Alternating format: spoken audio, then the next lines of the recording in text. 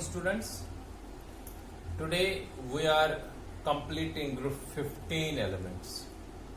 इसमें दो तीन क्वेश्चंस हमने आज करने हैं. First one is phosphorus.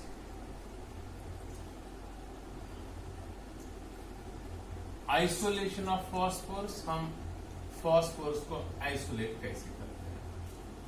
देखो, फॉस्फोरस की मेन और जो है, फॉस्फोरस ऐसा नॉन मेटल है, बड़ा रिएक्टिव नॉन मेटल है, जो फॉस्फोराइट रॉक में होता है. फॉस्फोरस का मेन जो है फॉस्फोराइट रॉक होती है, कैल्शियम फॉस्फेट. इससे हम इसको आइसोलेट करते हैं. ऑल्दो देयर आर एपेटाइट्स भी होता है, जैसे कैल्शियम Ca3PO4 होल ट्वाइस, इसको कहते हैं chloroapatite. Calcium phosphate, fluoroapatite, calcium phosphate into CO2 hydroxy apatite. इनमें भी फॉस्फोरस होता है. Phosphorus very important constituents of bones, constituents of our teeth, muscles, nerves, brain, etc. Very important because phospholipids के form में ये इन चीजों में होता है. Now आइसोलेशन कैसे करेंगे? हम फॉस्फोराइट रॉक से इसको आइसोलेट करते हैं. Phosphorite rock Ca3PO4 whole twice को दो चीजों से हीट करते हैं, सिलिका से एंड कोक से. जब हम फॉस्फोराइट रॉक को सिलिका एंड कोक से हीट करते हैं एट हाई टेम्परेचर 440 केल्विन, तो हमें फॉस्फोरस मिल जाता है. देखो कैसे. फॉस्फोराइट रॉक ले लिया. फॉस्फोराइट रॉक को हम सिलिका से हीट करते हैं. जब सिलिका से हीट करते हैं हमें बनता है कैल्शियम सिलिकेट CaSiO3 और बनता है P4O10. फिर जब इसको हम कोक, मैंने कहा था पहले, कोक मीन्स कार्बन. कोक इस P4O10 फॉस्फोरस पेंटाऑक्साइड का डाइमर, टेट्राफॉस्फोरस डेकाऑक्साइड P2O5 का डाइमर. तो इस P4O10 को रिड्यूस करता कार्बन, हमें बनता है phosphorus and carbon monoxide gas निकल जाता है. तो जो ये फॉस्फोरस बनाने का method है isolation of phosphorus. So how is phosphorus isolated? Phosphorus is isolated by heating phosphorite rock with silica and coke.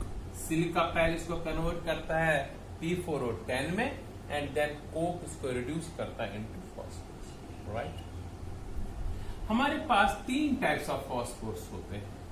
Allotropes of phosphorus, जो फॉस्फोरस बनता है, ये वैसे व्हाइट फॉस्फोरस होता है, येलो फॉस्फोरस भी इसको बोलते हैं. व्हाइट और येलो फॉस्फोरस पहला टाइप. तो ये कैसे बनता है? एज यूजुअल, जो अभी मैंने कहा, when we heat phosphorite rock with, phosphorite rock को जब हम हीट करते हैं किसके साथ? शाबाश, सिलिका एंड सिलिका के साथ और कोक के साथ, हमें P4O10 बनता है. देन P4O10 कन्वर्ट हो जाता है फॉस्फोरस में. राइट? ये फर्स्ट है फॉस्फोरस का, व्हाइट फॉस्फोरस. फॉस्फोरस रॉक को हीट करके, जैसे अभी बताया, phosphorus that is white phosphorus, बड़ा रिएक्टिव होता है. अब जो ये व्हाइट फॉस्फोरस है, इसमें चार phosphorus P4 are present at the four corners of a tetrahedron and each phosphorus bonded to three other phosphorus atoms by covalent bonds. हर एक फॉस्फोरस में एक लोन पेयर इलेक्ट्रॉन होता है. So this is the structure of white phosphorus और P4. Right? Discrete particles P4 particles होते हैं white phosphorus में. That is why it is reactive in nature, क्योंकि बाकी फॉस्फोरस में पॉलीमेरिक स्ट्रक्चर्स होते हैं. ना प्रॉपर्टीज की बात करें, व्हाइट फॉस्फोरस जो होता है ये सॉफ्ट होता है, इसकी गार्लिक लाइक स्मेल होती है. इसको हम कट कर सकते हैं नाइफ से, इतना सॉफ्ट है. Can be cut by a knife. Poisonous होता है, it is highly poisonous in nature. Right? ये पार्शियली स्लाइटली सॉल्युबल वाटर में होता है, स्लाइटली सॉल्युबल इन वाटर, लेकिन कार्बन डाइसल्फाइड में पूरा सॉल्युबल है। CS2 carbon disulphide, organic and organic salts.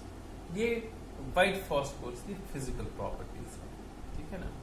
फिर इसके बाद व्हाइट फास्फोरस की बात, अगर मैं मेल्टिंग पॉइंट की बात करूं, ऑलमोस्ट 317 एंड मेल्टिंग पॉइंट इसका 317 केल्विन एंड 553 इसका boiling point. This is all about white phosphorus properties, physical properties. Now chemical properties of white phosphorus. Chemical properties में ये हाईली रिएक्टिव होता है इन सब फास्फोरस में, राइट। अगर इसको हीट किया जाए व्हाइट फास्फोरस को ऑक्सीजन के साथ, ये P4O6 भी बना सकता है। एक्सेस ऑक्सीजन होगा P4O10 भी बना सकता है, राइट। हेलोजेंस के साथ डाला जाए, हेलोजन कम क्वांटिटी में है तो PCl3 बनाएगा, और ज्यादा होगा तो PCl5 भी बना सकता है। फास्फोरस PCl5 बनाता है, राइट। मेटल्स के साथ हीट करें तो फॉस्फाइड्स बन जाते हैं। जैसे सोडियम मेटल के साथ हीट किया फास्फोरस तो फॉस्फाइड बनता है Na3P। कैल्शियम के साथ फास्फोरस को हीट करो, calcium is divalent, phosphorus is trivalent, तो Ca3P2, कैल्शियम का 2 इसकी निकले। Magnesium phosphide, calcium phosphide, sodium phosphide. Aluminium के साथ हीट करेंगे फास्फोरस को, ये बेसिकली P4 होता है, then you can balance it, दोनों ट्राइवेलेंट है, Al3 बनाता है। एल्यूमिनियम भी ट्राइवेलेंट है, पॉजिटिव, फॉस्फाइड भी P3 नेगेटिव है।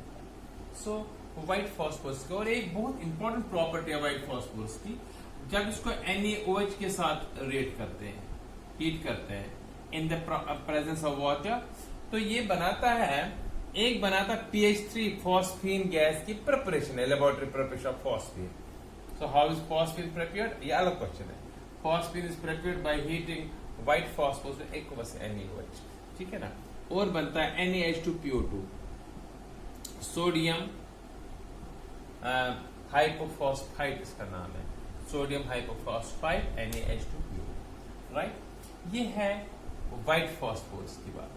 अगर इसी व्हाइट फास्फोरस को मैं ले लूं और 540 केल्विन पर हीट करो, 540 केल्विन पर व्हाइट फास्फोरस को हमें हीट करो, एंड लगभग 10,000 एटमॉस्फेयर प्रेशर में, तो ये फास्फोरस कन्वर्ट होता है, P4 का भी फॉर्मूला है, लेकिन रेड फास्फोरस बनता है।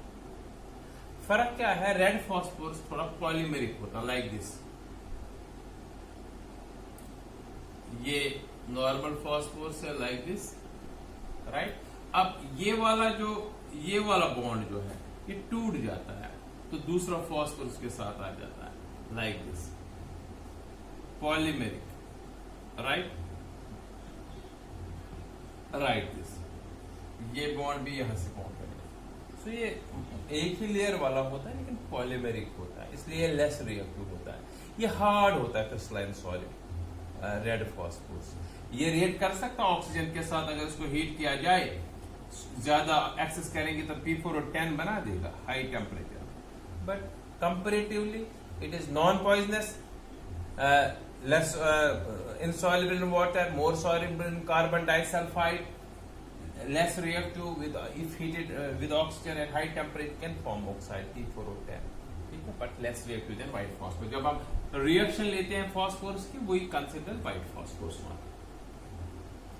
फिर अगर इसी चीज को हम सपोज जो हमारे पास फास्फोरस है, इसको हीट करते हैं अंडर हाई प्रेशर में, डिफरेंट कंडीशंस में, हमें एक ब्लैक फास्फोरस भी बन सकता है।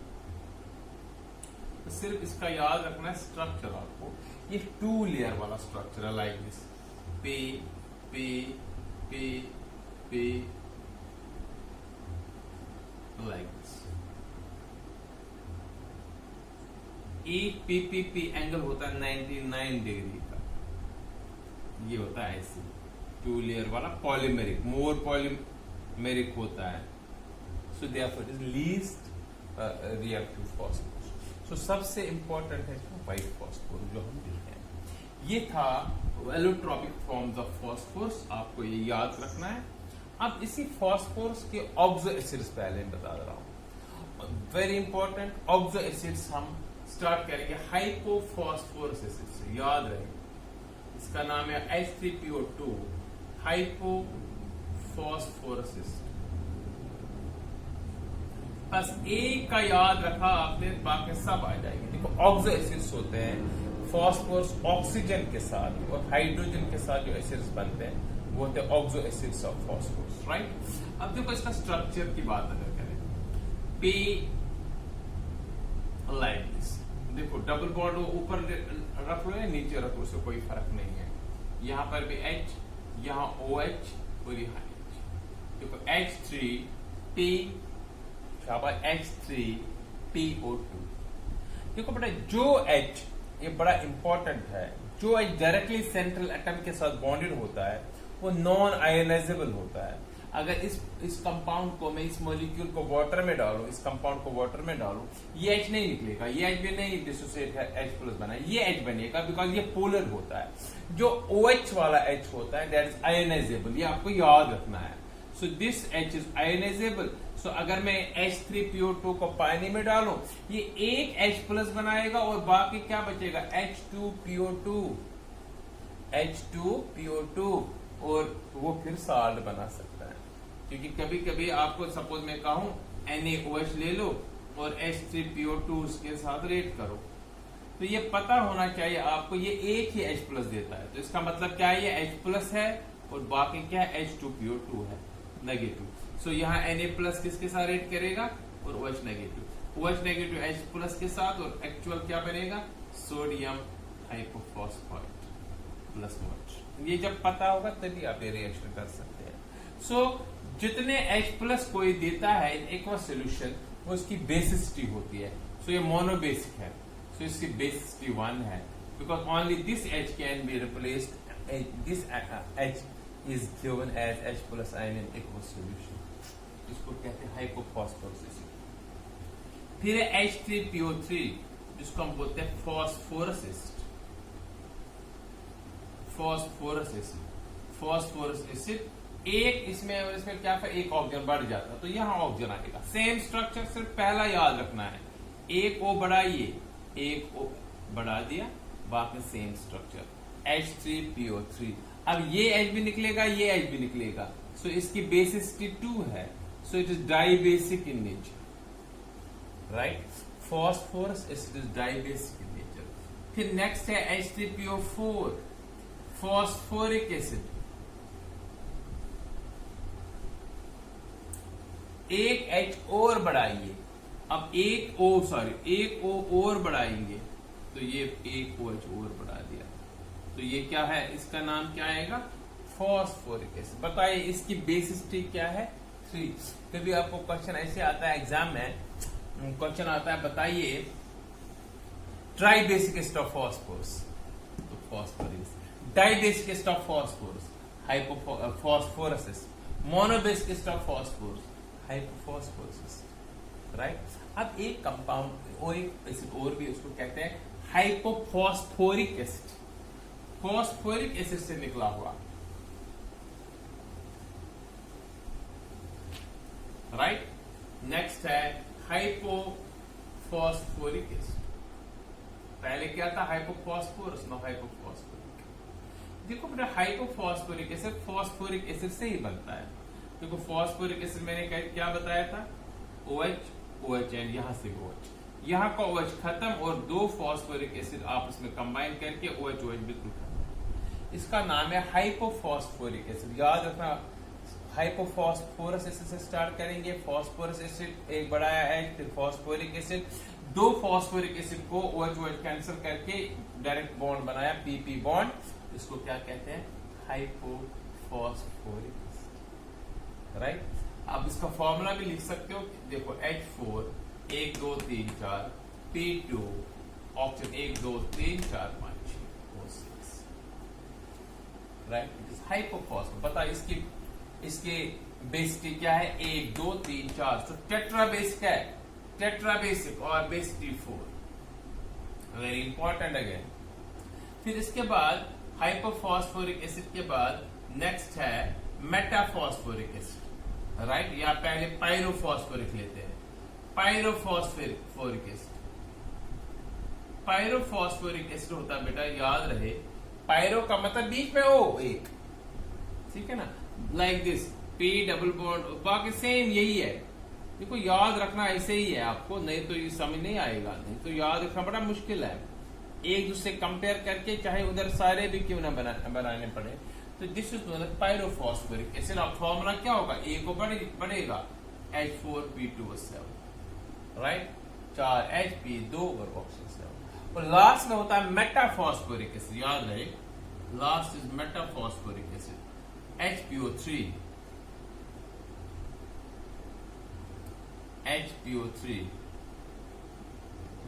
P double bond O, OH, HPO3 coordinate bond. This HPO3 monobasic again is a monobasic acid, right? These are oxo acids of phosphorus. अब एक क्वेश्चन इसी के साथ है कि नाइट्रोजन जो पहला एलिमेंट होता है, first element of each group has anomalous behaviour, is different from other members of the group. जैसे nitrogen, phosphorus, arsenic, antimony, bismuth. बताइए नाइट्रोजन क्यों सबसे छोटा है, ये एनॉमलस है? बिकॉज इस एक्सेप्शनली स्मॉल साइज का होता है। नंबर 1, एक्सेप्शनली स्मॉल साइज, सबसे ज्यादा इलेक्ट्रोनेगेटिविटी, मोर इलेक्ट्रोनेगेटिव होगा ये बाकी से, क्योंकि एक्सेप्शनली स्मॉल है उसकी वजह से भी। और absence of vacant D orbitals, मैंने पहले ही आपको कहा, absence of vacant D orbitals का मतलब क्या होता है कि n में आउटर डी नहीं होता है, n में 2s2p 2d नहीं होता है। उससे क्या होगा, उससे ये अपनी वैलेंस से एक्सटेंड नहीं कर सकता है बियॉन्ड 3, राइट। सो ये हो गया नाइट्रोजन क्यों एनॉमलस है। अब कोई प्रॉपर्टी आपको बतानी है जिसके बेस पर हम कह सकते हैं, मान सकते हैं कि इस अलग प्रॉपर्टी शो करता है। पहला है नाइट्रोजन जो है गैस है, बाकी सॉलिड्स है, सिंपल सी बात है। नाइट्रोजन लेस रिएक्टिव होता है क्योंकि N2 एग्जिस्ट करता है, नाइट्रोजन ट्रिपल बॉन्ड उनके बीच में होता है। नाइट्रोजन का अमोनिया जो है उसमें हाइड्रोजन बॉन्डिंग होती है, हाई मेल्टिंग बॉइलिंग पॉइंट होता है, बाकी हाइड्राइड्स में उतना नहीं होता है, राइट। या बाकी में हाइड्रोजन बॉन्डिंग नहीं होती। हमें ये बताना है कि कोई प्रॉपर्टी ऐसे बताइए जो डिफरेंट है। नाइट्रोजन टिपिकल नॉन मेटल है, बाकी तो मेटल्स है, बाकी एलिमेंट जो है वो दे आर मेटल्स, राइट। ये सारे के सारे प्रॉपर्टीज है, इसके बेस पर हम कह सकते हैं कि एनॉमलस है। तो इसी के साथ एक और है फॉस्फीन की प्रिपरेशन, लेबोरेटरी मैंने बताई थी। How is phosphine prepared in the laboratory? Phosphine gas prepared in the laboratory by heating phosphorus with NaOH and OH. हमें PH3 बनता है और NaH2PO2 बनता है। हम फॉस्फोरस H3PO3 को भी अगर हीट करें स्ट्रांगली, H3PO3 को भी अगर हीट करें स्ट्रांगली, ये बनता है H3PO4 और फॉस्फीन बनता है। देन बैलेंस करना पड़ेगा। तो पहला बताया मैंने लैब प्रिपरेशन, P4 को हम लैब प्रिपरेशन, P4 को अगर NaOH डालें और वाटर डालें, हमें बनता है इससे एक बनेगा फॉस्फीन और दूसरा बनेगा NaH2PO2, राइट। एक बनेगा फॉस्फीन, दूसरा बनेगा NaH2PO2। एक और प्रिपरेशन भी है फॉस्फीन की। फॉस्फीन जो है कोई भी फॉस्फाइड ले लो, जैसे Na3P, Ca3P2, इसको जब वाटर डालते हैं ना फॉस्फाइड को, तो हमें यहाँ पर NaOH बनेगा और फॉस्फीन बनेगा और NaOH। कैल्शियम फॉस्फाइड को वाटर डालेंगे, यहाँ बनेगा फॉस्फीन और CaOH होल ट्वाइस, राइट।